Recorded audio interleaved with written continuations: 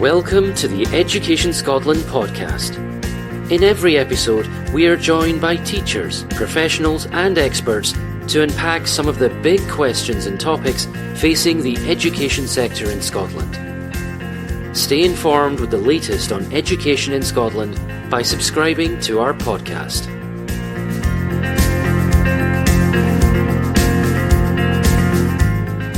Welcome, listeners. This is another Education Scotland podcast by the Parents and Families team, where today we are going to talk to two colleagues who have been involved in one of our projects that we're currently working on, which is the IT placement programme within family learning teams. So if I could welcome you both to this podcast and ask you if you could introduce yourselves.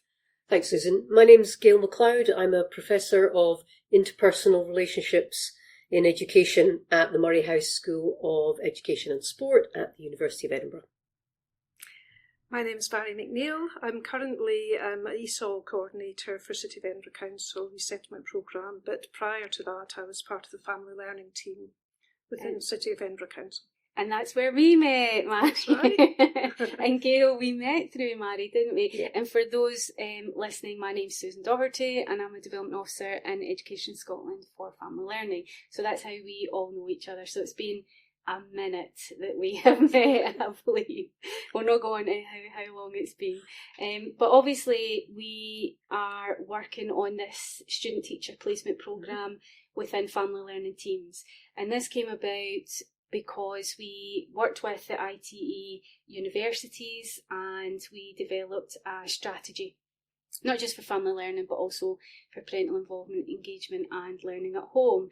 So part of that was a launch, and from the launch we were able to work with you guys on a piece of work that you had done years prior on placing some of your students within the Edinburgh family learning team. And it just so happened that one of our colleagues in North Lanarkshire was there, and she's like, that's a great idea. How do we go about doing that? So we're now kind of three pilots in, and we're doing some podcasts around that. But what we wanted to do was get the OG members into a podcast, just so that we could kind of talk about how that came about for you guys. So I guess the first question that I'm going to ask Gail is about your involvement in that original ITE student placement programme. Sure. So the placement programme was the very first project that a collaborative group put into action. The collaborative group we called Moray House Read Write Count, and the group was made up of colleagues from the Read Write Count team with Scottish Book Trust, and then colleagues in various roles in the City of Edinburgh. We had people from libraries team, literacy officers, psychological services, but we also had a number of people like Mhairi, who was working in family learning roles in CLD at that time. We got the collaborative group together, and we all agreed that what we wanted to do is different projects each year that would involve student teachers. So the university would be contributing something, and the focus would be on family learning or parental engagement and the use of the resources provided by Read Write Count in supporting that kind of work. So my role in the original project was really just a member of that collaborative team, working out what we wanted to do. We were kind of thrashing out the practicalities of that, what it might look like. And then I was the contact into Moray House to try and communicate that with colleagues there and with students, and to try and recruit students. And Mhairi, you said a big family learning team at that point, didn't you? So how did you get involved in it? Was it the same kind of collaborative that you were part of? Yes, we were part of that. I think at the time Moray House had wanted to do a little bit more work within the community, and that was how we got involved. And because we were all working in similar fields, and literacy and family learning, and just wanting to work more in the community, it just became a really sort of obvious way for us to get involved with each other, because we had common aims, really. So, and I think we were lucky in Edinburgh as well. I think we were all within 5 minutes walk of each other. Scottish Book Trust and the Royal Mile, Moray House, City of Edinburgh Council, we were all very close. So that made it quite easy for us to get together. Yeah, it's always nice when you're sitting in a room. I mean, I know COVID, obviously, we're just going back to that because we were in online meeting, but having those face-to-face meetings, you do spark some of those ideas such as this when you're actually sitting face to face, and who can bring what to it, and what would that look like? So I think it's important to say as well that each of us that was part of that group, it wasn't in our job description for any of us. So this was always something that for everybody involved, we were doing it on top of everything else because we really wanted to. And like Mhairi said, we had this kind of shared view about what's important and what matters, and also we just really like working together. So that was kind of why we did it. But it wasn't that nobody's line manager said to them, right, I want you to be the link person from this organisation with this collaborative group. So it was very organic in how it started. Well, it's always good when we go on, when we're working together, isn't it? So I guess in terms of the pilot itself, or the programme that you were working on, so why do you think it is important for student teachers, or even classroom teachers at times, to be involved within family learning and parental engagement, and kind of gaining that knowledge and understanding of those particular areas? So I think that it's understandable that in initial teacher education, the focus is on children and young people. Right? So how they learn, what the challenges are that they face, how we might assess them, how we might respond to their needs, how we support them to develop, how we ensure they're able to access the appropriate curriculum. And so the ITE programmes are already really full of really important things that teachers need to know. And I think for a long time, we kind of assumed that working with children is a skill that you need to develop. That's what we need to teach people. But actually interacting with their parents or adults at home is just normal interaction. We're all adults. We know how to interact with each other. So we don't really need to prepare them for it. And I know I never had any input in working with parents or adults in the home when I was a student teacher at Moray House. But I think for a lot of teachers, and certainly for me, when you get to that first parents' evening, there's this sudden realisation that this is not a normal relationship. It's not actually straightforward. It's not that easy to navigate. And then panic sets in. And I think there can be a tendency for teachers to kind of revert to teacher mode in that interaction. And by teacher mode, I mean, they're so used to just being the only adult in the room for most of the day, right? So they kind of retreat into that identity that they're comfortable with and is familiar. And so it's really easy for them to slip into talking to parents in the same kind of way that they talk to the pupils. And that's what a lot of parents have told us in some of the research that we've done on this. They feel like the teacher talks to them like a child. Now, you can't blame the teachers if they've not had the opportunity to think through the kinds of productive and collaborative relationships that are needed. And they've maybe not had the chance to think about ways in which they can develop partnerships with parents and draw on them as a resource and helping them help the pupils with their learning. And the important thing about family learning is that it can really help bridge that gap between home and school, because it kind of comes at that relationship from such a different position to traditional homeschool partnerships, where the school is often at the centre and the parent's job is just to get with the programme and work out what the school wants and try and support it. So the main thing for me is that the evidence tells us that when you have family learning in place and where parental engagement is of that genuinely kind of partnership kind, then children have better outcomes, and actually families have better outcomes. Yep, totally agree. And I think one of the things that we've seen from the feedback, and we're going to talk a wee bit about impact, but one of the things that we've seen is that the students are saying that it's demystified adults and the parents. They feel more confident, whereas before they were slightly anxious to talk to the parents, particularly at parents' night, but also just at any other time. And for parents as well, if you don't have that relationship with the teacher, if a phone call comes home, they get anxious because they're like, why does the teacher want to speak to me? Something's wrong, my kid's done this. So if you have those kind of relationships, then it is just really organic, and it's not a big deal if the parent wants to talk to the teacher, or the teacher wants to talk to the parents. And family learning, as we know, Mhairi, because we worked in that for a very long time, we know that type of approach can facilitate that very, very easily. So I guess probably the other thing that I'm thinking about is, so you're involved in the current knowledge group for ITE. Yep. And we're doing the placement programme just now. When we're thinking about rolling this out nationally, because obviously you've done it in Edinburgh, we've now done it in a couple of other, one other local authorities, but a few other universities. What's your thought about us rolling this out nationally? What do you think that would mean for not just ITE providers, and we'll maybe go to you, Mhairi, afterwards to talk about what it would look like maybe locally as well? I think, in terms of the value of doing it, and it's just amazing to see these pilots and hear about the great work that's going on. And I think generally what this kind of rollout would do would enable us to see much closer working between teachers and other professional groups working in schools and communities and with families in general. I think particularly in relation to CLD and family learning approaches, I think what these placements mean is that when student teachers are in the classroom, they have a much better sense of who all the other professional groups and services are around them, and how there are different ways of working with children and families which can support the work of the school. They might even be motivated to ask whether there's anyone in the local authority area who can provide that kind of work. So they're just going to be more aware that there are all these other people out there that can help them, support them in the work that they're doing. And I think when students are introduced to working with families in this way, they'll be really encouraged to reflect on the kinds of relationships they're developing with parents, other possible kinds of relationships, and perhaps even to question some assumptions they may have, and even possibly unlearn some ways of doing things, some bad habits perhaps that they've picked up. And all that would mean is that when they're out in schools, they're more likely to be able to develop the kinds of relationships with families which are authentic, and which bring huge benefits to the schools, the families and the communities. I love that word, authentic. It's not mine. It's from an article about different kinds of homeschool partnerships, one being traditional, one being authentic, and one being nominal, which is in name only. I think it's Auerbach, is the source for that. But that's genuine, authentic relationships where I think sometimes these kind of homeschool partnerships, the kind of nominal one is where it's partnership in name only. That's where the nominal comes from. It's in name only.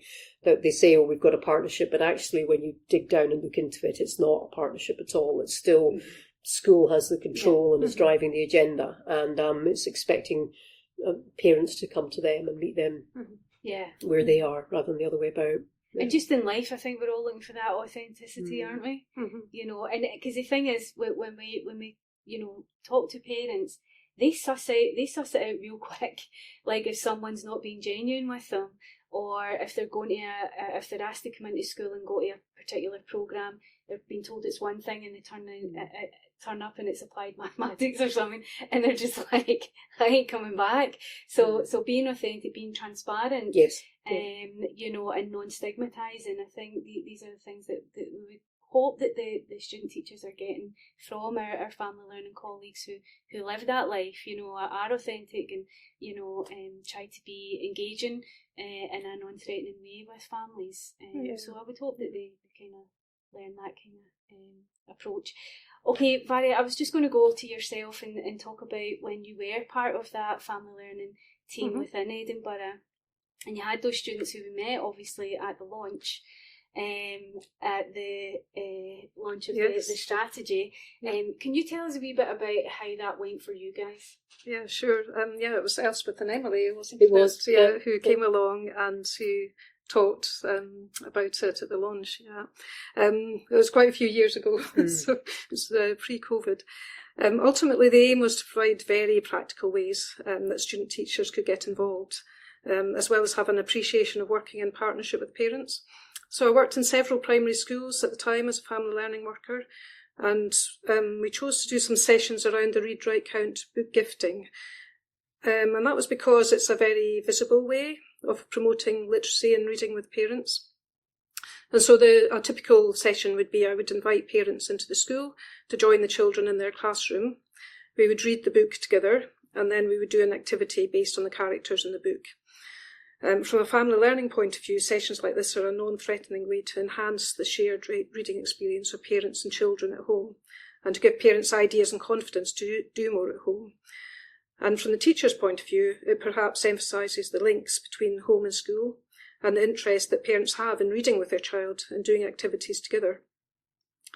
Because that's something that teachers aren't really aware of, I suppose, because they don't get the opportunity to talk to parents about that.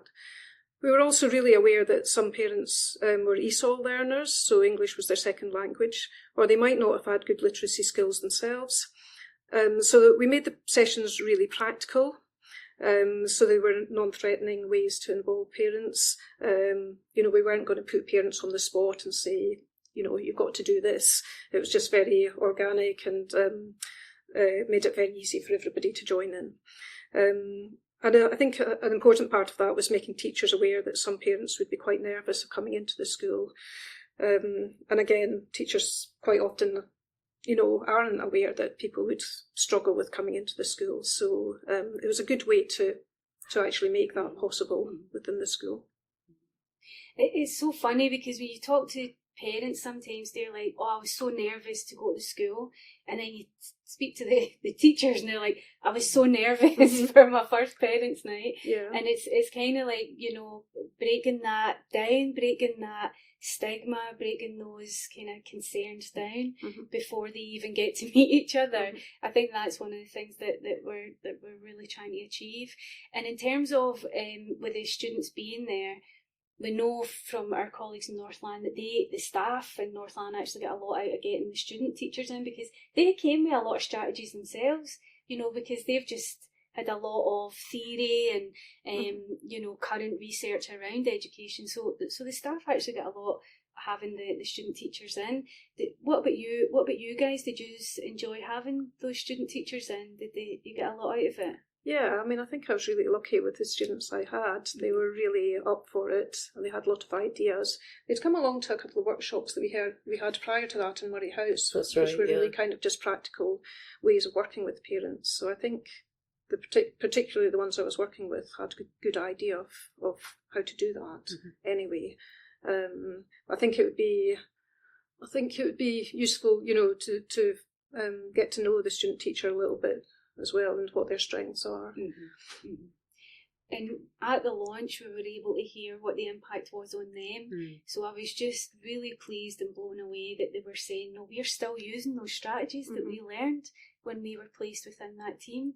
And they are, 5 years now into their teaching career? Yeah. I think they must be at least, if not more. Was it 2017 or 2017? Yeah, I think so. So it's, or 2018, maybe.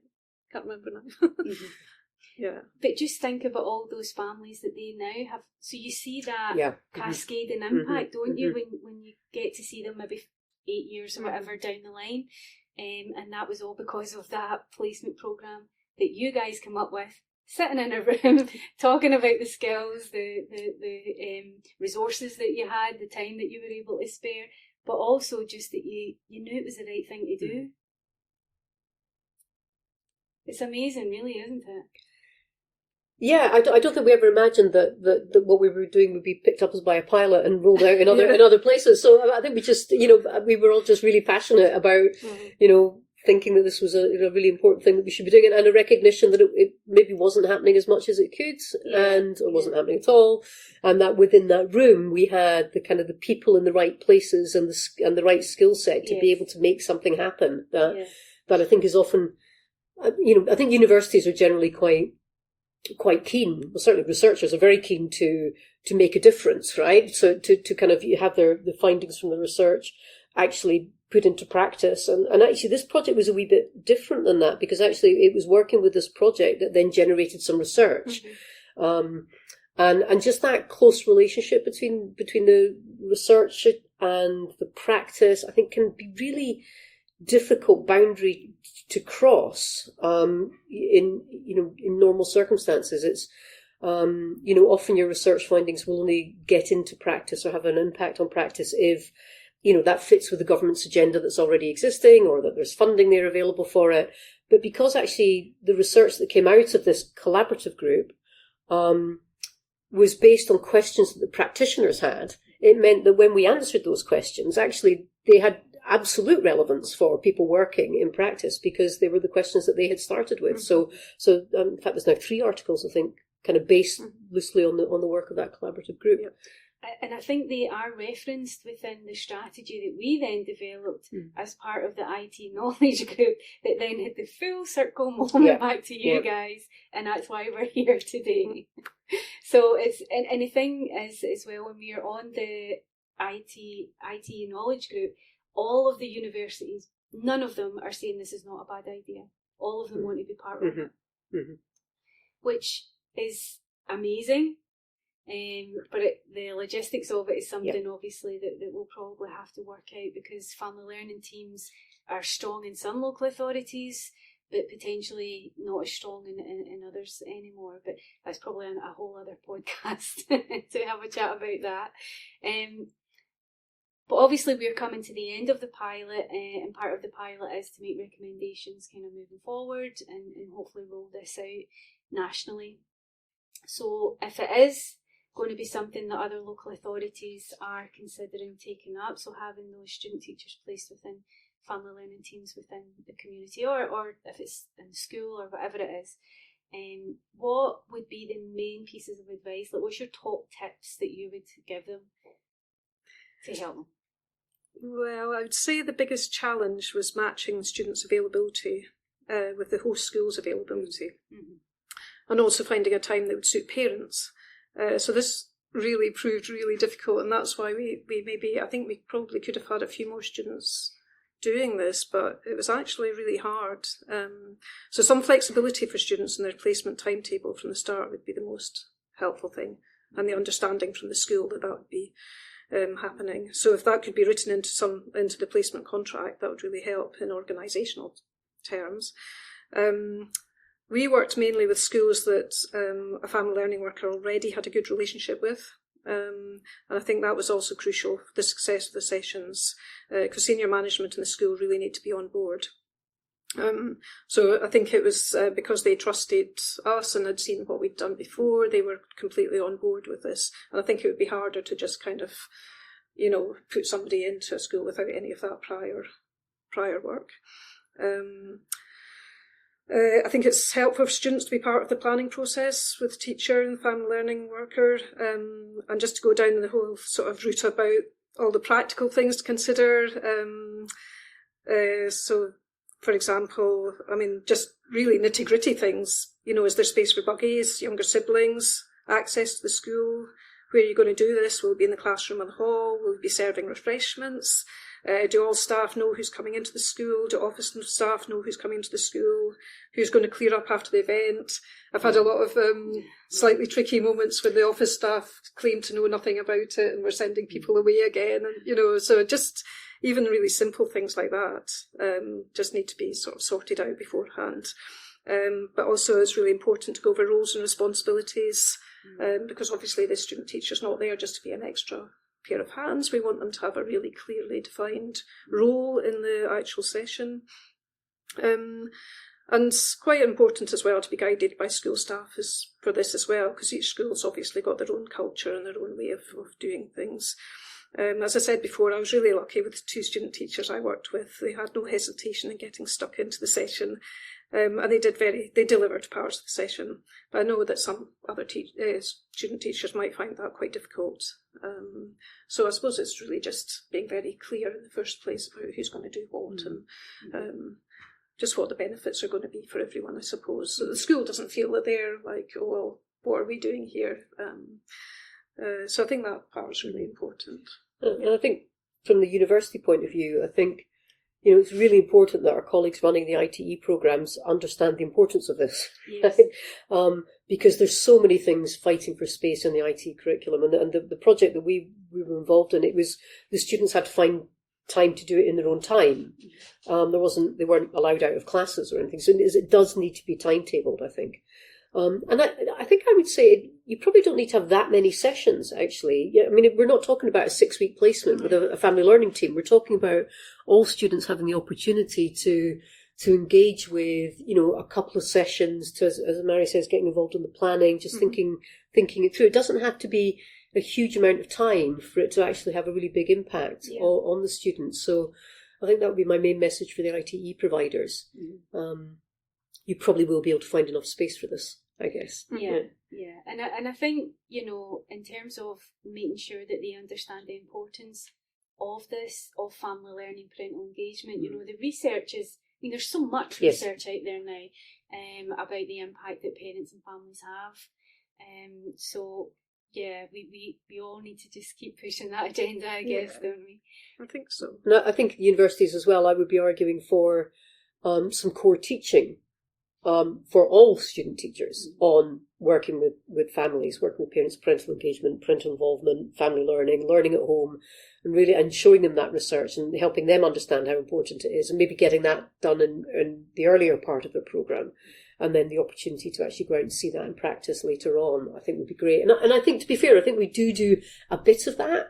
But my understanding, certainly from where I'm based, is that it tends to be, well, we do a bit of that here, we do another bit of it there, and at the moment there isn't quite the level of oversight that I would like to see, saying, well, it's happening in all of these places, and this is exactly where these students are going to get these bits of information, and this is how we build on it over either their 9 months or their 4 years. So I think we are beginning to do that at Moray House now. Actually, we started to have conversations about that. But I think it's important that students aren't just thrown into the practice of it, but they actually understand that you're talking about a professional group who come from a different place in terms of the values that underpin their professional working, and it's important to realise that. Otherwise, if you go into a family learning workshop or session with the kind of, as a teacher, it's not going to work, right? Yeah. Right. So they have to understand that this is a different kind of thing. So I guess we're coming to the end of this podcast.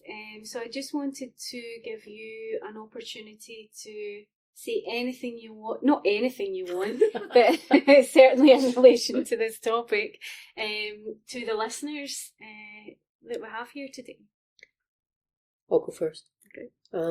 So I mean, what you alluded to earlier, Susan. I mean, for me, the biggest challenge is actually getting enough family learning workers. I think that you can't underestimate how important that kind of role is. And all I've seen since I've been involved in this, just very tangentially, is that people's time to do family learning work being cut back as the people are working on lots of other things.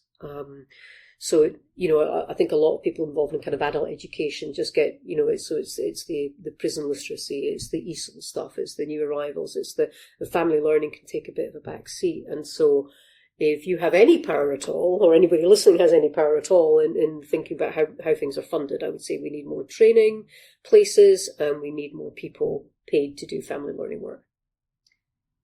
Thank you very much for saying that. Mhairi, is there anything that you want to leave the listeners with? I suppose I would just say hopefully the sessions added to student teachers' knowledge of an adult education-based approach. And it would help them in the future to see families and parents in a more holistic way. As I think school structures make that really difficult for teachers. But hopefully this experience would give people the ways to develop that, and just to develop pathways for easier partnerships with parents once they are, actively class teachers. So yeah, I suppose that's my ultimate aim with doing that work. Yeah. Well, I just want to thank you both for coming here today.